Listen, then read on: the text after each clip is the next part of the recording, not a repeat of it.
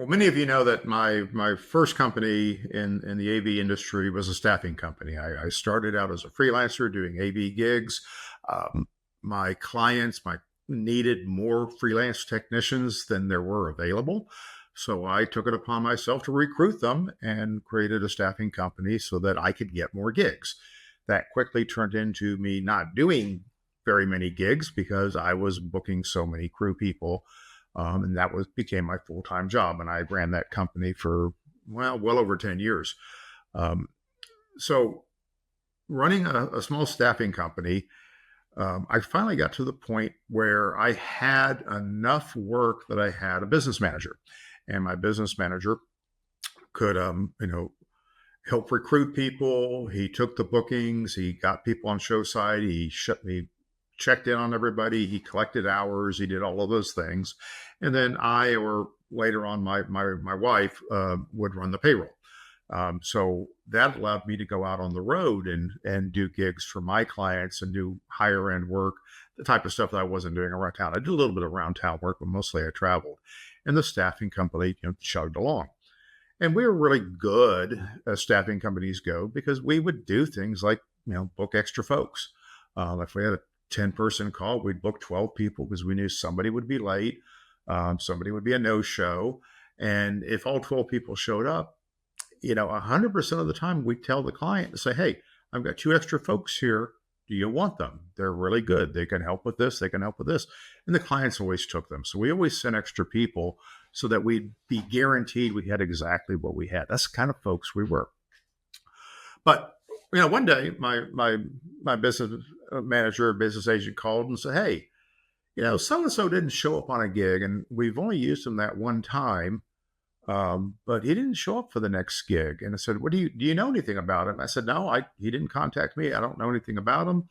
He goes, I'm going to find out. And that's, my manager, that's the kind of person he was. He's very personable. He liked these people.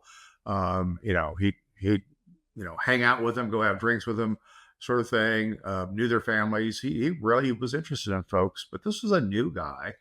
And I don't remember what referral brought him in, but my manager, tracked down, found out what happened to him. And he called me because, hey, I found him. I said, well, what happened? Why didn't he show up? Because he's dead. He said, he's dead? I said, did you find a body? He goes, no. I couldn't find out where he lives. So I started looking at the police blotter and found, I knew what apartment complex he is. And I found that there was a person who had died in their apartment. And I tracked it down and knocked on the neighbor's door and said, hey, I'm looking for this guy. He goes, oh, well, he lives next door, but he's not there anymore because, they took him away in an ambulance, blah, blah, blah. So why am I telling all the stories? Because, staffing is a funny business. It's just amazing the things that happen in that world. But people are incredibly important. Having enough of the right people is incredibly important for your business. And are you going to get a few stories in the process of developing a really deep bench of quality people? Yes, you're going to have some stories. So there's one of my stories. But listen to the rest of this podcast because I got some tips on how to not run out of great people. Welcome to your weekly dose of uncommon sense, helpful insights, and tough love. I'm your host, Tom Stimson. The Intentional Success Podcast comes to you through the generous support of Mertz Crew. Mertz Crew helps top AV companies book quality AV freelancers. Your choice, your rates. We handle contracts, insurance, and payments. You save time, cost, and reduce risk.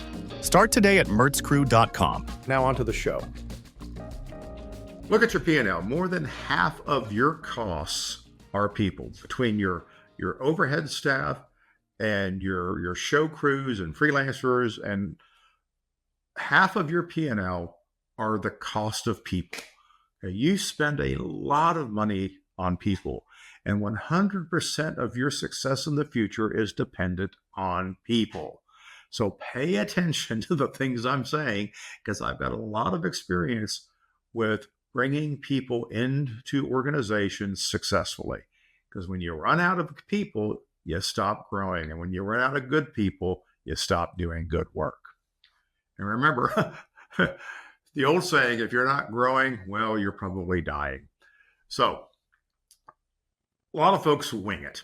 We wing it because we don't always need more people. We usually get by, we fumble along, and then we get a great job and we run out of people. And all of a sudden we're scrambling. We don't have the people that we need. And the first thing that happens is your sales team loses confidence in your ability to support jobs. And when you run out of people, they go, oh my goodness, I need to check before I sell something, because if I can't have Bob on my show, it's not going to be successful. So when sales loses confidence, we don't win the jobs. We often will start selling on price. We're going to have less money to hire the right people. We're going to start buying people on price, which means we're going to get lower quality people. We're going to use the same people over and over again because for whatever reason, they're willing to work for what we're paying. Now I'm going to have mismatched talent on my shows. I'm going to have stagnant thinking in my organization. New talent is going to get rejected, which means you're going to run out of people. And as soon as any of your old people move on, your pool of folks gets smaller and smaller and smaller. So you cannot wing this. Finding the right people to work as employees in your business and to work as team on your events is mission critical. This is the most important thing you do. Everything else is really pretty easy by comparison. So let's talk about the workflow of people. You have to evaluate talent all the time. I tell my clients, always be hiring. Okay. If you have a 6-person company and a person comes to you that has a lot of talent, a lot of skill, and you really like to work with them, hire them. I don't care what they do. You guys will figure it out. You come across good people, hire them. The bigger you are, the easier it is to do that. You can weave people in, but you also need to be jettisoning, talent that is not good. And this is especially true in your freelance pool. So always be evaluating talent, always be looking for the upgrade path. Once you find good talent, and I'm talking specifically about freelancers, is you have to track their availability. Okay. If you're not tracking their availability, they are not part of your team and you're not part of their future, right? You're going to call them out of the blue. They're going to go, oh, I remember those guys. They've never hired me, and they're going to turn you down, right? If there's somebody you want to work with, be aware of when they're available. The good freelancers will share their availability because they don't want to waste their time responding to requests for dates they're not available. It's pretty darn simple. Book those freelancers appropriately, right? Now, a lot of that has to do with how do you manage your contracts and agreements. There are good contract management companies that you can work with. Book them appropriately, give them appropriate information, be clear about what's expected for them, all those kinds of things, and book farther ahead than you possibly think you need to. If you have not booked crew for your standing shows for the second half of next year, you're already behind the curve. Book farther ahead than you think. You guys know how to forecast, right? If the job's going to work, contract those people. Heck, pay them a deposit if you have to, but you need to book as far ahead as you can, and you need to pay them on time, and you need to treat them like family, right? These people are there to help you. And then the most important of the piece of the workflow when working with freelancers is ask them to recommend others. You will always run out of people. It is going to happen. You need a steady stream of recommendations so that you can keep building that bench. And sometimes you have to take a recommendation, evaluate them, and book them immediately, okay? Which means taking some risks. But the less often you have to do this, more successful you're going to be, right? Remember, 100% of great talent is going to come to you as a referral. You're not going to accidentally find great people. Great people aren't going to have to find you. They don't need the work, right? They're already great. You need referrals, and you need good people to refer you to other good people, okay? A referral from somebody who's not good is not going to get a lot of weight from somebody if they're referring somebody who's really good, okay? Now, knowing that, always be asking for referrals, okay? Who should I be working with? Who else should we talk to? Hey, I'm sorry you're not available. I love calling you for these things. Who do you recommend I call if you can't do the job? You have to do this, which means you need to have profile screening. So there's a lot of ways to screen profiles, but I mean, the first thing is if you're the person who's going to make the decision about whether or not we use this person, get online. Okay. Ask the person for a resume, look at their Facebook profile, look at their LinkedIn, whatever it might be, have a conversation with them. Okay. Find out who they work with that you can call and ask about them. Say, hey, this guy sounds like the real deal. What do you think? Okay. And be really quick to decline. Say no, thank you. If the screening is not going well, say, man, thank you. I don't think you're going to fit into our needs. But if I hear some other work, I'll be happy to pass it on. Say no, thank you, and move on. Don't make them think that they're on your list and when you're never going to hire them, because that's just going to wreck your reputation, right? Now, once you've decided that you want to hire somebody, you need to figure out how to evaluate them. And is that, bringing them into the shop, adding them as an extra person on a show, having the head of the department that they're going to work in, have a conversation with them. You also need to provide them onboarding information. Here's how we work. Here's how we pay you. Here's how we can be successful together. All of these things have to happen before you actually engage somebody. And if you're trying to crew a show next week, you still have time to do these things. It just is going to move much faster. Okay? Now, tracking. You've got to keep track of folks. Okay? If you want to use someone, please have it look at your schedule right now and find a job to put them on. If you've just interviewed them, you've got this great referral, they finally reached out to you and said, hey, Bob said I should check in with you guys. He says you're a great company to work with. I have some open dates in January, so I thought I'd check in with you. Boy, find a job to put them on January. Here's a person who comes highly recommended from people that you trust. You've been hoping to be able to do work with them.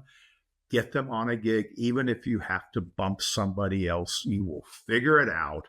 Kick a staff person off, move one of your regulars onto another job, whatever it takes. Hire that person, but you need tracking tools. Now, are there softwares that can help you with this? Sure, there are.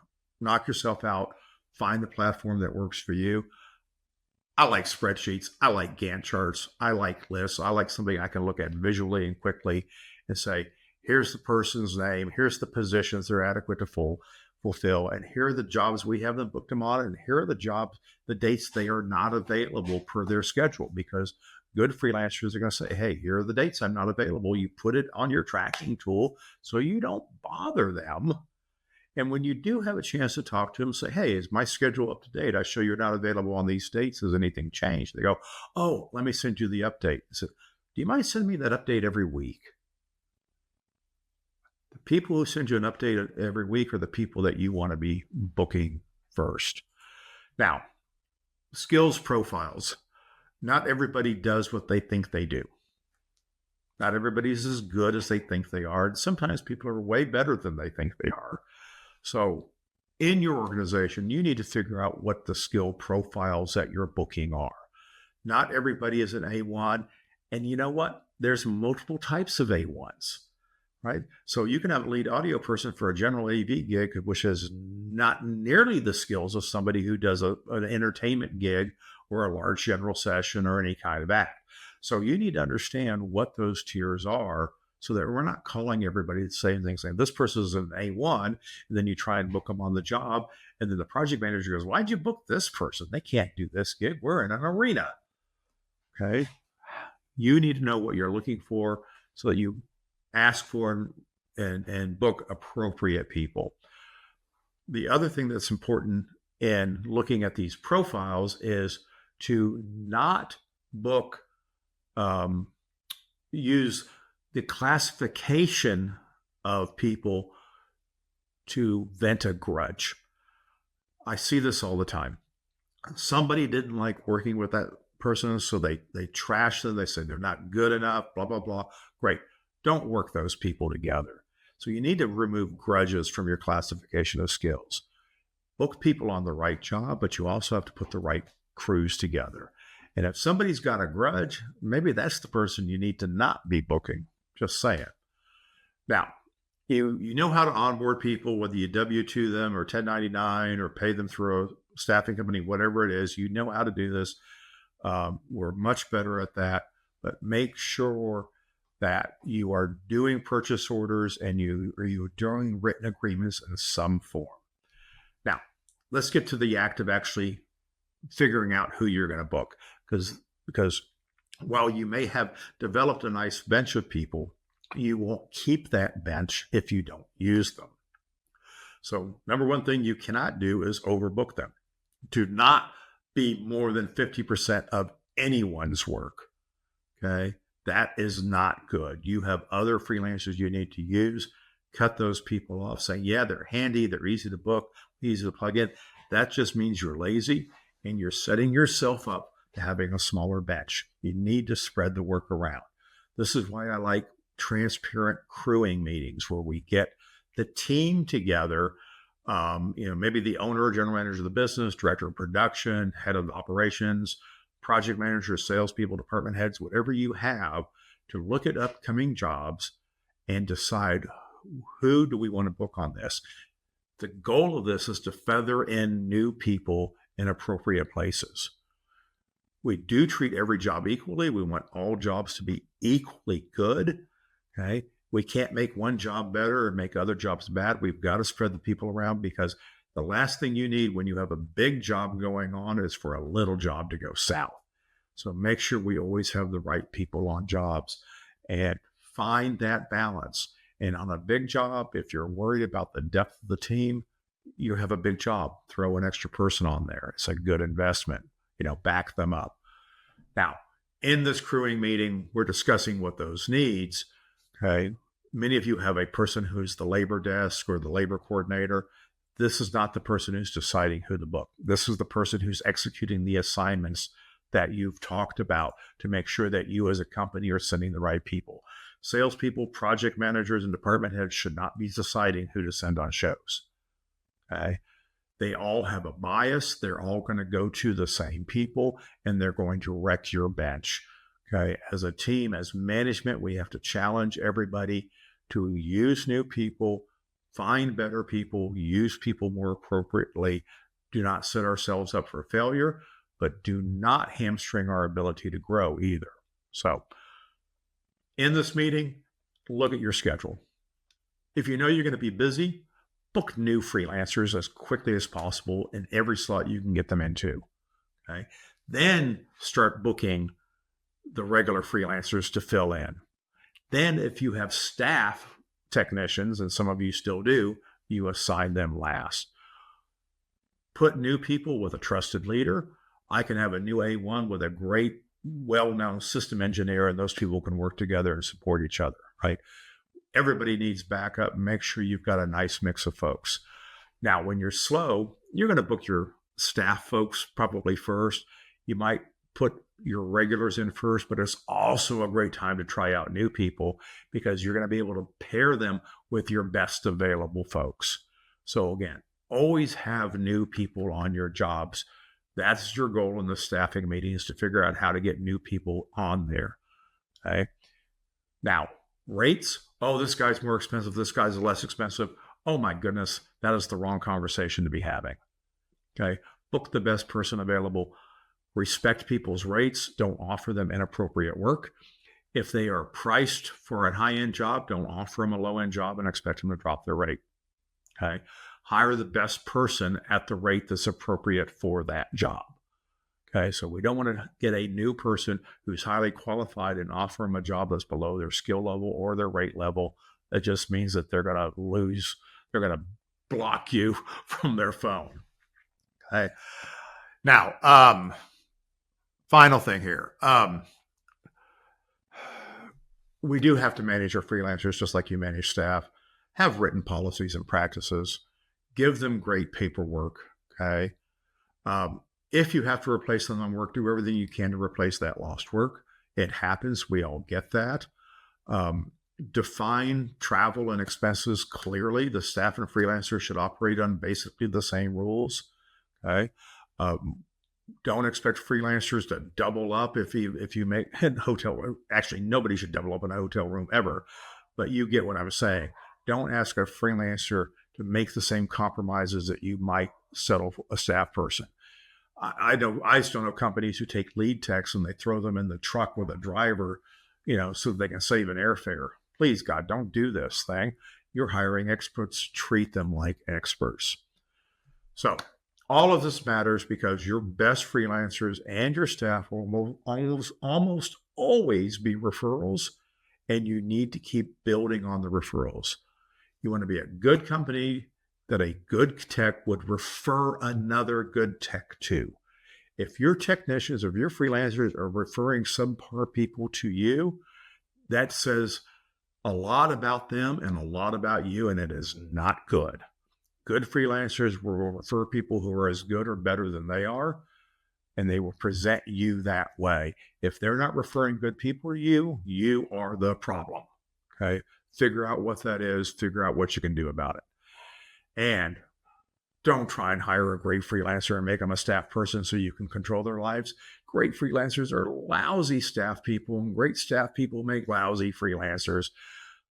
Put people in the role that they're best suited for, and you'll be more happy. I could talk about staffing all day, but is your staffing process working? Here's a couple of questions for you, and then I'll let you go. Do freelancers hold their schedule open until they hear from you? That's a great sign. Do they recommend better techs than they are? That's a great sign. And does your staff defer to freelance experts when the expert knows more than they do? That is a great sign. That tells me that your staffing plan is working. But if freelancers cancel gigs on you and back out at the last minute, it doesn't reflect well on them, but it also means that you're doing something terribly wrong, and you better figure out what it is. Either you're hiring the wrong people or you're the wrong company to work for. Either way, you better fix it. So, people are important. You get it. Thanks for listening. Let me know if you have any questions. Go get them. If you liked this episode of the Intentional Success Podcast, please leave a review and don't forget to like and subscribe. This podcast has been brought to you by the helpful folks at Mertz Crew.